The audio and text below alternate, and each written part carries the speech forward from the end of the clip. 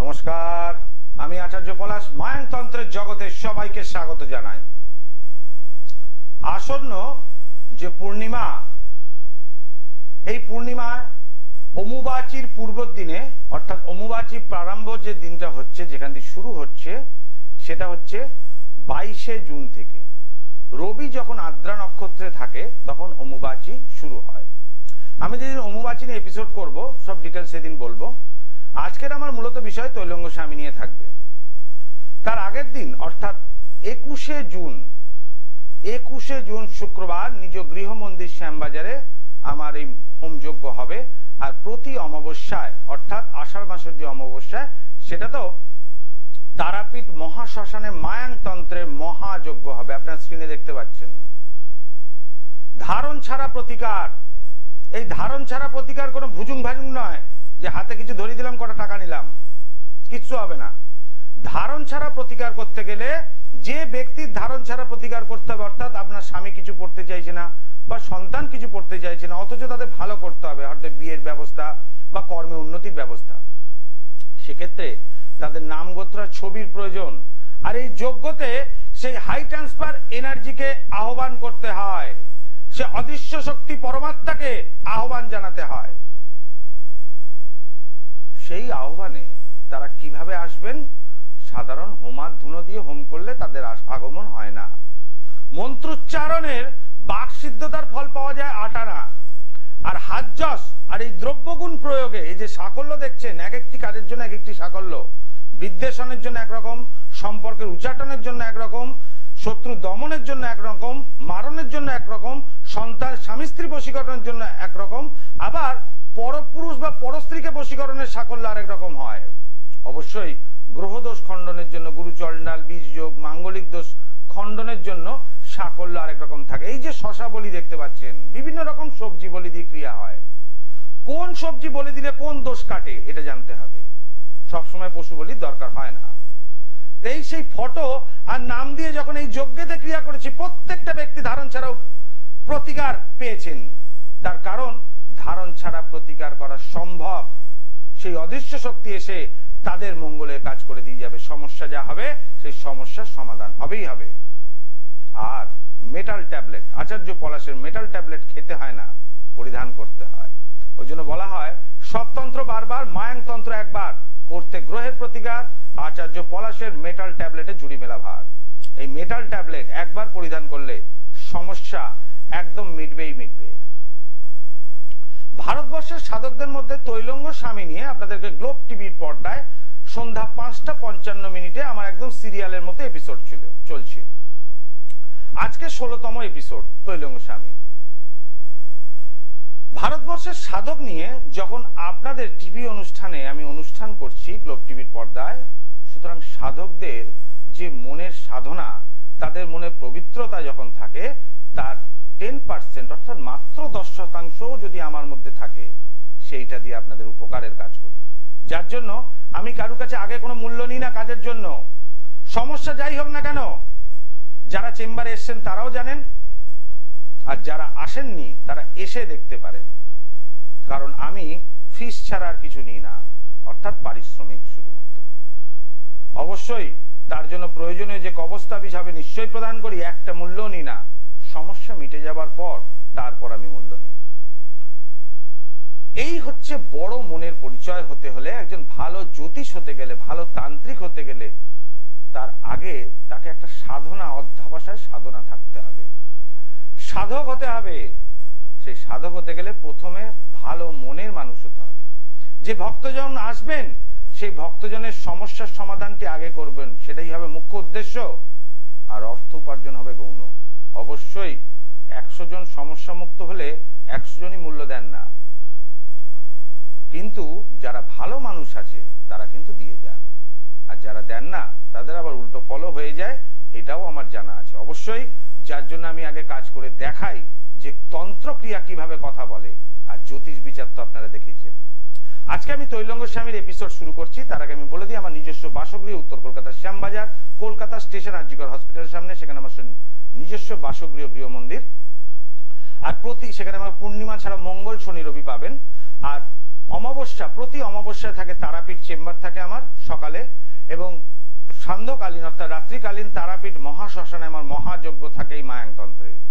এছাড়াও পাবেন শনিবার দিন পাওয়া যায়, যে শনিবার 29শে জুন শনিবার পেয়ে যাবেন আমাকে মেচাদা চেম্বারে, অর্থাৎ অমাবস্যার ঠিক আগের শনিবার।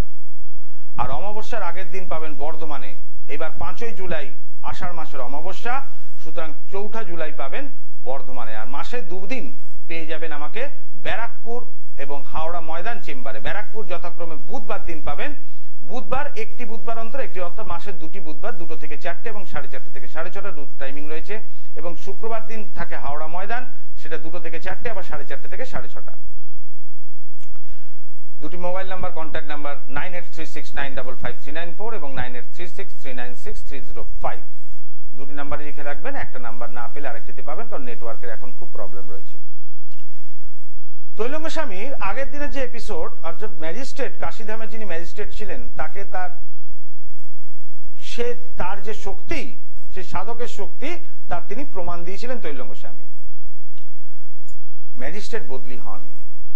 সেই ম্যাজিস্ট্রেট বদলি হওয়ার পর আরেকটি ম্যাজিস্ট্রেট আছেন, তিনি আরো কড়া ম্যাজিস্ট্রেট, সেই কাশীধামে পোস্টিং হন। সেই ম্যাজিস্ট্রেট একদিন সন্ধ্যাকালীন ভ্রমণে বেরোন, দশাশ্বমেধ ঘাটে এসে উপস্থিত হন। দেখেন একজন দীর্ঘকায় পুরুষ উলঙ্গ অবস্থায় সেখানে ঘুরে বেড়াচ্ছে। জয় মা তারা। জয় মা তারা। আমি একটু নিজের সম্পর্কে জানতে চাই। আচ্ছা, একটু লাইনে থাকুন ভাই, আমি একটু এই প্রোগ্রামটা করে নিই। তো এইবার ওই দেখার পর ম্যাজিস্ট্রেট কি করেন, তিনি হয়ে যান অগ্নি শর্মা। তখন রাগে জর্জরিত হয়ে ম্যাজিস্ট্রেট অর্ডার দিলেন তার সিপাহীদের, একে বন্দি করে নিয়ে চলো। এবং বন্দি করে তাকে নিয়ে যাওয়া হলো তার এজলাসে, এবং ম্যাজিস্ট্রেট সেখান দিয়ে তাকে জেলে পাঠান। আগে আমি কলার বন্ধুকে দেখে নি, তারপর কি ঘটলো সেই জেলে, তারপর আসছি। জয় মা তারা। জয় মা তারা। আমি একটু নিজের সম্পর্কে জানতে চাই। কি নাম বাবা তোমার? সমীর সরকার। কোথা থেকে বলছো? আমি বলছি নদিয়া জেলার পায়রাডাঙ্গা থেকে। পায়রাডাঙ্গা থেকে সমীর সরকার। বলো তোমার জন্ম তারিখ বলো। 29 জানুয়ারি 1990। 29শে জানুয়ারি 1990। টাইম বলো। রাত 8:30 PM। জন্মস্থান কি নদিয়া? জন্মস্থান হচ্ছে মুর্শিদাবাদ, আমতলা হসপিটাল। টাইমটা আরেকবার একটু রিপিট করো তো বাবা। 8:30 PM রাতে। 8:30 PM তোমার মুর্শিদাবাদ, তাই তো? হ্যাঁ, 8:30 PM। ঠিক আছে। সোমবার কি জন্মবার? হ্যাঁ স্যার, সোমবার জন্মবার। আমি যেটা এখানে দেখতে পাচ্ছি তোমার সিংহ লগ্ন এবং কুম্ভ রাশি, তাই কি? সিংহ লগ্ন কুম্ভ রাশি। সমস্যা কি নিজের কর্ম নিয়ে? স্যার আমি এই মুহূর্তে একটা কর্ম করছি, আমি একটু বেটার কিছু চাইছি সেন্ট্রাল গভর্নমেন্টের রেলের জন্য। এখন কি করছো? হ্যাঁ, এখন এই অবস্থায় কি করছো? এখন একটা সার্ভিস করছি। মানে প্রাইভেটে না সেমি গভর্নমেন্ট? না, স্টেট গভর্নমেন্টে করছি। স্টেট গভর্নমেন্টে। তুমি চাইছো সেন্ট্রালে যেতে, তাই তো? হ্যাঁ, সেন্ট্রালে রেলটাকে চাইছো। রেলটাকে চাইছো, ঠিক আছে ঠিক আছে। এবার সেটা আমার জন্য কতটা সুইটেবল হবে, বা আমি রেলটা যে আমি চয়েস করেছি এটা আমার জন্য ঠিক আছে কিনা। হ্যাঁ, পরীক্ষাগুলো সেপ্টেম্বর অক্টোবর নাগাদ হতে পারে। এখন যে সার্ভিস করছো সেটা কি স্কুল টিচিং এর জব? হ্যাঁ, ওটাই ঠিক আছে। রেলের সার্ভিস খুব ভালো হবে না, ঠিক আছে? আচ্ছা, এটাই ঠিক আছে। স্কুল সার্ভিস, রেলের সার্ভিস খুব একটা ভালো হবে না, অ্যাক্সিডেন্ট হওয়ার একটা সম্ভাবনা আছে, ঠিক আছে সার্ভিস করতে গেলে। জয় মা তারা। মানে জাতকের রেলে কাটা পড়া বা রেলের এরকম কোনো দুর্ঘটনা রয়েছে বলেই বলে দিলাম। আমি একদম প্রেডিকশন পিন পয়েন্ট করি, আর আমার প্রেডিকশন করতে বেশি সময় লাগে না, যেটুকু করি পারফেক্ট করি, যার জন্য আমার বিচারটা এতখানি সঠিক। অবশ্যই কারোর যদি এরকম দোষ থাকে অথচ রেলে চাকরি করতে চাইছেন বা হয়ে গেছে, তাহলে সেক্ষেত্রে সেই দোষ কাটানোর সিস্টেমটা জানা আছে। মানে কোন গ্রহটা পীড়িত হলো, কোন জায়গাটা খারাপ হলো, কোন ভাবটা খারাপ হলো, কত ডিগ্রি থেকে কত ডিগ্রি অ্যাঙ্গেলে থাকলে তবে গিয়ে দুর্ঘটনা হয় এবং কোন সময় হয়, তার আগে যদি গার্ড করা যায় অবশ্যই সেই দুর্ঘটনা হবে না। সেটা যে কোনো মানুষের ক্ষেত্রে প্রযোজ্য। রাস্তাঘাটে চলছেন, ফাড়া রয়েছে, বিপদ রয়েছে, বারবার অ্যাক্সিডেন্ট হয়েছে, কিন্তু বেঁচে যাচ্ছেন, হয়তো একবার নাও বাঁচতে পারেন, তখন অঙ্গহানি হওয়া সব থেকে খারাপ জিনিস, তার আগে একটু প্রতিকার ভালো জিনিস। এবার ম্যাজিস্ট্রেট কি করলেন, পরের দিন সকালে তিনি নতুন কয়েদিকে দেখার জন্য সেই জেলে প্রবেশ করলেন যেখানে বন্দীদের রাখা হয় কারাগারে। সাহেব সেখানে পৌঁছানোর পর ম্যাজিস্ট্রেটের চক্ষু চড়ক গাছ। তিনি কি দৃশ্য দেখলেন, তিনি হতভম্ব হয়ে গেলেন।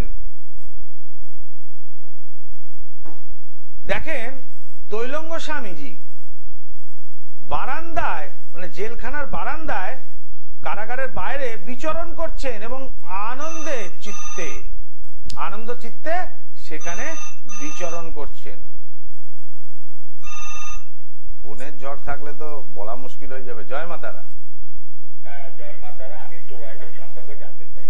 ওয়াইফের সম্পর্কে? আচ্ছা, কি নাম আপনার? কি নাম? আপনার নাম কি? বিশ্বজিৎ ঘোষ। ওয়াইফের নাম কি? স্মৃতি ঘোষ। বলুন, জন্ম তারিখ বলুন। 19/4/1994। 19 এপ্রিল 1994। টাইমটা বলবেন। সকাল 7:30 কল্যাণী হসপিটাল। কল্যাণী। এখন কোথায় থাকেন আপনি? আমি কল্যাণী থাকি। কল্যাণীতে থাকেন। কি প্রশ্ন বলুন? চাকরির জন্য পড়াশোনা করছে। শুধু পড়াশোনা করছে না, এখন কোথাও জব করছে? জব করতে আইসিডিএস এর বীরমণি হিসেবে কাজ করে। মানে সেটা পার্মানেন্ট নয়, তাই তো? না, পার্মানেন্ট, কিন্তু ওদের কোনো স্যালারি কম। স্যালারি কম। ভালো কিছু। মঙ্গলবার জন্মবার? হ্যাঁ, মঙ্গলবার জন্মবার। হ্যাঁ, মঙ্গলবার। খুব জেদি তো আপনার স্ত্রী, তাই না? হ্যাঁ, একটু জেদি। খুব ভালো জিনিস। তো জন্মস্থান কল্যাণীতে আর রয়েছেন কল্যাণীতে, তাই তো? হ্যাঁ, ঠিক আছে। বেটারমেন্টের জায়গায় কি চাইছে আপনার স্ত্রী, বলুন? ও একটু বিভিন্ন ধরনের পরীক্ষাগুলো দিতে পাবে, সেই জন্য। কি পরীক্ষা দিচ্ছে? বিভিন্ন পরীক্ষা হয় না, কি কি পরীক্ষা দিচ্ছে? কোন কোন ডিপার্টমেন্টে কাজ করার পরীক্ষা দিচ্ছে? স্টেট গভর্নমেন্ট, সেন্ট্রাল গভর্নমেন্ট সবই পরীক্ষা। ব্যাস, স্টেট গভর্নমেন্টের কি কি পরীক্ষা এবং সেন্ট্রাল গভর্নমেন্টে কি কি পরীক্ষা সেটা বলুন আমাকে। স্টেট গভর্নমেন্টে যেমন ধরুন হচ্ছে পিএসসি 4G আর ক্লার্কশিপ আছে। আচ্ছা, আর আপনার সেন্ট্রাল গভর্নমেন্ট রেল আছে, এসএসসি আছে। আচ্ছা, এগুলো দিচ্ছে। তা আপনি রেলে চান্স পাননি, কিন্তু আপনার স্ত্রী রেলে যাওয়ার একটা সম্ভাবনা রয়েছে। একটু আগে আপনি ফোন করলেন তো, আপনি রেলে নাও যেতে পারেন, আপনার স্ত্রীর কিন্তু রেলের একটা চাকরির সম্ভাবনা আছে। কিন্তু বর্তমান সময়টা ভালো না, 2025 সালের আগে কিছু হওয়ার নয়। জয় মাতারা।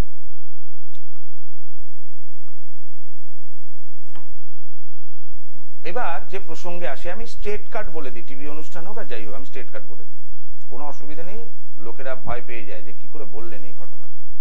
মানে এর আগে উনি ফোন করলেন, তারপর উনি সাউন্ড ভাইব্রেশন নিয়ে আমার কাজ করা রয়েছে, সেই যোগ ক্রিয়া করা রয়েছে, সেই বলকে আয়ত্ত করা আছে সাউন্ড ভাইব্রেশন, যার জন্য টিভিতে আপনাদের ভাইব্রেশন নিয়ে অনেক সময় বলে দিই পারফেক্টলি। সুতরাং এইটুকু বুঝতে পারবো না কে একই লোক দুবার ফোন করছেন। যাই হোক, আপনাকে আপনার স্ত্রী হয়ে গেছে, আর কাইন্ডলি আপনি আর ফোন করবেন না। আর অন্যান্য অনেক কলার আছে, তাদেরকে ফোন করতে দিন। তো যে জায়গায় ছিলাম, ম্যাজিস্ট্রেটের সেই অবস্থায় দেখার পর চক্ষু চড়ক গাছ হলো। স্বামীজিকে বলছেন যে আপনি সাধু মহারাজ कैसे बाहर में आया, অর্থাৎ কি করে বাইরে এলেন? জেলে তো তালা লাগানো রয়েছে। স্বামীজি উত্তর দিলেন, আমার বাইরে আসার ইচ্ছে হয়েছিল, সেই জন্য আমি প্রাতঃকালে অর্থাৎ প্রত্যুষে বাইরে প্রবেশ করলাম। প্রাতঃকাল এবং সকাল দুটোর মধ্যে পার্থক্য আছে। যেটা আমরা ভোর বলি সেটা হচ্ছে প্রাতঃকাল, তার শুরুর সময় হচ্ছে ভোর 4টে থেকে 5টা 30 পর্যন্ত প্রাতঃকাল। তারপর শুরু হয়ে যায় সকাল, 6টা থেকে ধরা হয় সকাল, অর্থাৎ 5টা 30 থেকে গণনা করা হয়। সেই প্রাতঃকালের নিয়ম অনুযায়ী 3টে 30 থেকে যেটা উষাকাল বলা হচ্ছে, সেখান থেকেই কিন্তু ঈশ্বরের আগমনের সৃষ্টি হয়। তো সেই সময় তিনি প্রাতঃকালে অর্থাৎ প্রত্যুষে ইচ্ছে হলো জেলের বাইরে বেরিয়ে ভ্রমণ করা, তাই তিনি বারান্দায় বিচরণ করছেন। এই শুনে ম্যাজিস্ট্রেট আরো রেগে গেলেন। চ্যাংড়ামো, চালাকি, ইচ্ছে হলো বেরিয়ে চলে এলে, তালা লাগানো রয়েছে, ম্যাজিস্ট্রেট জেলখানা খুলে ভালো করে দেয়াল টেয়াল দেখছে ঠিক আছে কিনা, কোন দিকে ফাঁক ফোকর রয়েছে। তারপর দেখলেন যে জলময় হয়ে রয়েছে জেলখানার ঘরটি। অবশ্যই তৈলঙ্গ স্বামীকে যে ঘরে থাকতে দিয়েছিলেন জেলের, সেই ঘরে তিনি একাই ছিলেন। তখন তৈলঙ্গ স্বামীকে প্রশ্ন করলেন ম্যাজিস্ট্রেট যে এখানে জল এলো কি কোথা থেকে? বলল আমার রাত্রিকালীন খুব মূত্রবেগ আসে, সেই জন্য আমি শুয়ে শুয়েই পেচ্ছাপ করে দিয়েছি, আমার আর বাইরে যাওয়ার ইচ্ছে হয়নি, তাই এখানেই শুয়ে শুয়ে মূত্রত্যাগ করেছি। ম্যাজিস্ট্রেট তো আরো রেগে গেলেন, ধরে তৈলঙ্গ স্বামীকে ওই ঘরের মধ্যে পুরলেন সিপাহীরা ম্যাজিস্ট্রেটের আদেশে। দুখানা তালা লাগালেন, অর্থাৎ ডবল তালা লাগানোর পর ম্যাজিস্ট্রেট বলছে চ্যাংড়ামি, এই চাবি আমি নিয়ে যাচ্ছি বলেন তিনি নিজে নিয়ে চলে গেলেন তার এজলাসে। ম্যাজিস্ট্রেট প্রবেশ করলেন তার ভরা এজলাসে। তখন সেই ভরা এজলাসে ভর্তি তখন লোকজনেদের রয়েছে। সেই অবস্থায় ম্যাজিস্ট্রেট চেয়ারে বসার সঙ্গে সঙ্গে দেখতে পেলেন এক কোণে যে স্বামীজিকে তিনি জেলখানায় বন্দী করেছেন, সেই এজলাসেই এক কোণে তিনি দাঁড়িয়ে আছেন আর মুচকি মুচকি হাসছেন। ম্যাজিস্ট্রেট চেয়ারে বসার সঙ্গে সঙ্গে তিনি প্রবেশ করার সঙ্গে সঙ্গে সবাই উঠে দাঁড়ালেন, আবার চেয়ারে বসার সঙ্গে সঙ্গে সবাই বসে পড়লেন। তখনই দেখতে পেলেন তৈলঙ্গ স্বামীজি মহারাজকে। দেখার পর অবাক হয়ে ম্যাজিস্ট্রেট আবার উঠে দাঁড়ালেন, একই বিস্ময়কর ঘটনা দেখলেন। তখন তৈলঙ্গ স্বামী তার কাছে আস্তে আস্তে এগিয়ে এলেন, মুচকি হাসতে হাসতে বললেন, কি ভাবছো সাহেব? তুমি যাদেরকে বন্দি করে রাখো তারা জীব জগতের মানুষ, আমার কোনো সময় কোনো ভয় নেই, কেউ আমাকে কোনো জায়গায় আটকে রাখার কারুর ক্ষমতা নেই, তোমার কেন কারুরই ক্ষমতা নেই। প্রকাশ্যে এজলাসে এই কথা বললেন এবং ম্যাজিস্ট্রেট সত্যি সত্যি অবাক হলেন, যেটা তাকে ধরে নিয়ে আসার সময় সেই স্থানীয় যে ভক্তরা এবং বিশিষ্ট বেষ্টিবল সেই দশাশ্বমেধ ঘাটে কিছু ভক্ত এবং বিশিষ্ট ব্যক্তিজন যখন সাহেবকে বলেন একে নিয়ে যাবেন না স্যার, এই এই এনার ঘটনার কাহিনী সম্বন্ধে, তখন ম্যাজিস্ট্রেট সেটা বিশ্বাস করেননি, কিন্তু এখন বিশ্বাস করলেন।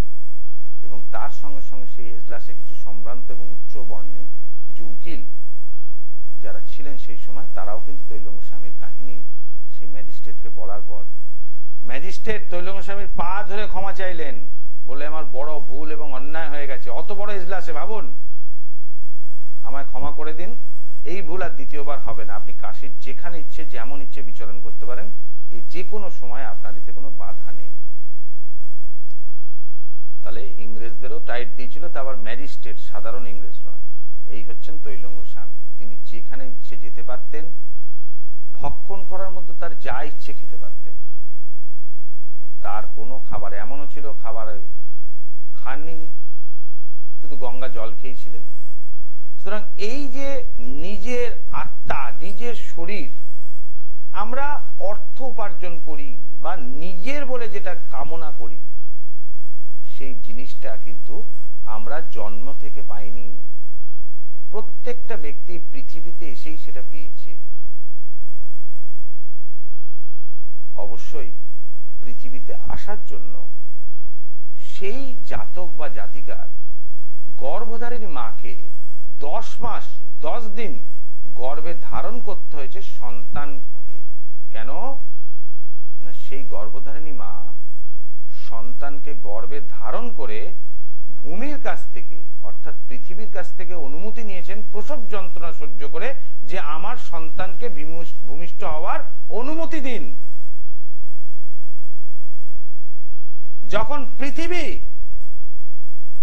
যখন পৃথিবী সদ্যজাত সেই ভ্রূণকে, সেই শিশুকে ভূমিষ্ঠ হওয়ার অধিকার দেয়নি, তখন গর্ভধারিণী নিজের গর্ভে ধারণ করে পৃথিবীর কাছ থেকে অনুমতি নিয়েছিলেন।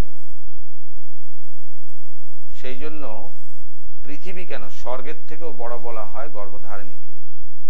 এবং গর্ভধারিণীর ঋণ যদি আপনি জীবিতকালে শোধ করে যান, তাহলে আগামী জন্মে আর মনুষ্য জন্ম লাভ করতে হবে না।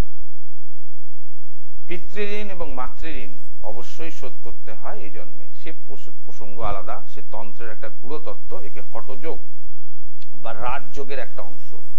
এই হঠযোগ এবং রাজযোগ থাকলে যুদ্ধ থামানো যায়, যুদ্ধ যে কোনো রকম যুদ্ধ থামানো সম্ভব, সে যুদ্ধ যেখানেই হোক না কেন। এই মাইন্ড অফ পাওয়ার সেই স্পিরিটকে নিজের শরীরে আহ্বান করে নেওয়া। যখন অশুভ ক্রিয়া করতে হবে, সেই ডাকিনী আত্মা, খাপিজ্জিমী আত্মাকে নিজের শরীরে প্রবেশ করাতে হবে। তার জন্য নিজেকে প্রোটেকশনে রাখতে হবে অবশ্যই। এবং আমার চারপাশে যারা থাকেন তাদেরকে আমি প্রোটেকশন দিই, কিন্তু একবার যদি প্রোটেকশন তাদের থেকে বেরিয়ে যায়, সেই জিন এসে তার শরীরে হিট করবে এবং তার পাগলামি শুরু হয়ে যাবে। এগুলো ঘটেছে বহুবার। আবার সেই জিনকে সেই অশুভ ব্যক্তির কাছে, যারা আমার কাছে ভক্তরা আসে শত্রু দমন ক্রিয়ার জন্য, সেই শত্রুর শরীরে প্রবেশ করলে তখন তার মধ্যে উন্মাদনার সৃষ্টি হয়। সেই শত্রু পাগলের মতো আচরণ করে। এমন সময় হয় দেখা গেছে পাগলামি করতে করতে বাড়ির ছাদ থেকে ঝাঁপ দিয়েছে অথবা গাড়ির সামনে এসে পড়েছে নাচতে নাচতে। জিন তাকে চালনা করেছে, যাকে বলা হয় ডাইনি প্রেতাত্মা। এর সময়কাল আলাদা হবে। আবার শুভ কাজ করার জন্য শুভ আত্মাকে আগমন করাতে হয়। সেই স্পিরিট অর্থাৎ যোগিনীকে তখন আহ্বান করিয়ে নিজের শরীরে নিতে হয়। সেগুলোতে খুব একটা খারাপ রেজাল্ট হয় না। এই আত্মাদেরকে দিয়ে যে কাজ করা হয়, এতে কাজের দ্রুততা অনেকখানি থাকে। আর মায়াংতন্ত্রের যে যজ্ঞ হয়, এই আত্মাদেরকে আহ্বান করা হয়েছে হাই ট্রান্সফার এনার্জি। অবশ্যই আমার ভক্তদের মঙ্গলের জন্য আমি কাজ করি। আমি একজন সাধক, সুতরাং ভক্তদের কার্যটা প্রথম দেখি। অবশ্যই আমিকে যেমন বিশ্বাস করেন তারা একাধিক জায়গায় গিয়ে ঠকেছেন। যারা আসেন আমার কাছে আমি শুনেছি কোথাও কাজ পায়নি, আলটিমেট আমার কাছে কাজ পেয়েছে। 8 বছর ধরে কলকাতা শহরে বিভিন্ন জায়গায় ঘুরেছে, গুন্ডা মস্তানকে বাড়ি থেকে ভাড়া দিয়েছে, তুলতে পারিনি। তাকে আমি তুলে দেখিয়ে দিয়েছি। 6 মাস টাইম বলেছিলাম, 8 মাস সময় লেগেছে, উঠে গেছে। শত্রুর ক্রিয়া এবং তার উপর যে যোগ, কিভাবে তাদের দমন করতে হবে, সেই সিস্টেম, সেই টেকনোলজি আমার জানা আছে। সেই অদৃশ্য শক্তিকে আহ্বান করতে হয়। আর আমার পারফরমেন্স হোল লাইফে নেগেটিভ কিছু নেই, কারণ একবার না হলে আমি বারবার চেষ্টা করি এবং সমস্যা মুক্ত প্রত্যেককেই করি। আসন্ন অমাবস্যায় আমার তারাপীঠ মহাশ্মশানে মহাযজ্ঞ থাকবে। প্রতি অমাবস্যা নেয়, আষাঢ় মাসে অমাবস্যা তো পাবেন। এবং অম্বুবাচী আরম্ভের পূর্ব দিনে যে পূর্ণিমা তিথি, সেই পূর্ণিমা তিথিতে নিজ গৃহ মন্দিরে আমার হোমযজ্ঞ হবে। মনে রাখতে হবে, অম্বুবাচীর সময় কোন রকম যজ্ঞ ক্রিয়া বা কোন রকম সংকল্পিত কাজ হয় না। এটা যারা করেন তারা অর্থ উপার্জনের জন্য করেন। অম্বুবাচী চলাকালীন কোন রকম সংকল্পিত ক্রিয়া বা তন্ত্রক্রিয়া বা যজ্ঞ ইত্যাদি হয় না। তখন দেবী কামাখ্যা মা সহ আপনার ইষ্ট হোক বা দুর্গা মন্ত্র হোক জপ করার দরকার আছে। কারণ ওই সময়কালে যে মন্ত্র আপনি জপ করবেন সেই মন্ত্রের শক্তি অনেকাংশে বেড়ে যায়। এরও টাইম নির্দিষ্ট আছে যে কোন কোন টাইমে জপ করতে হবে। সুতরাং এই যে কামাখ্যা মন্ত্র আমার আয়ত্ত করায়, কামাখ্যা ধামে এই ঠিক অম্বুবাচী ক্ষণে এক একটা কামাখ্যার বীজে এক একটা কাজ। কামাখ্যার মন্ত্রে একাধিক বীজ আছে। কোন সময় কামাখ্যার সাথে দুর্গা আছে, কোন সময় কামাখ্যার সাথে কালী আছে, তো সেই কোন সময় কামাখ্যার সাথে তারা আছে। সুতরাং সেই জায়গায় কামাখ্যার সেই বীজ মন্ত্রে যে ক্রিয়া হবে সেটা অম্বুবাচীর নিবৃত্তিকালী। এবং তারাপীঠ মহাশ্মশানে স্পেশাল যে কাজটা এইবার হবে অম্বুবাচীর পর, সেই কামাখ্যা দেবীর সেই প্রয়োগের কাজ, যে এক চান্সের সমস্যার সমাধান, সেটা যতই জটিল বা কঠিন হোক না কেন। দুটি মোবাইল নাম্বার, কন্ট্যাক্ট নাম্বার 9836955394 এবং 9836396305। আমাকে যে সমস্ত চেম্বারগুলোতে পেয়ে যাবেন আপনারা, 29শে জুন পেয়ে যাবেন মেচেদাতে, আর অমাবস্যার আগের দিন বর্ধমান, মাসে 2 দিন পেয়ে যাবেন, একটা অন্তর একটা বুধবার দিন পেয়ে যাবেন ব্যারাকপুর এবং শুক্রবার দিন হাওড়া ময়দান। আমার নিজস্ব বাসগৃহ উত্তর কলকাতার শ্যামবাজার, কলকাতা স্টেশনের কাছে মঙ্গল শনি রবিবার পাবেন। আজকের মতো এখানেই বিদায় নিচ্ছি। আসবো আগামী দিন এপিসোডে। এবার তৈলগঞ্জ স্বামী এপিসোড প্রায় শেষের দিকে, তো আসবো বাকি এপিসোডগুলো আপনাদের যত তাড়াতাড়ি শেষ করা যায় গ্লোব টিভির পর্দায়। সবাই ভালো থাকুন, সুস্থ থাকুন। ওম সর্বমঙ্গল মঙ্গলে শিবে সর্বার্থ সাধিকে শরণ্যত্রম্বকে গৌরী নারায়ণ নমস্তুতে।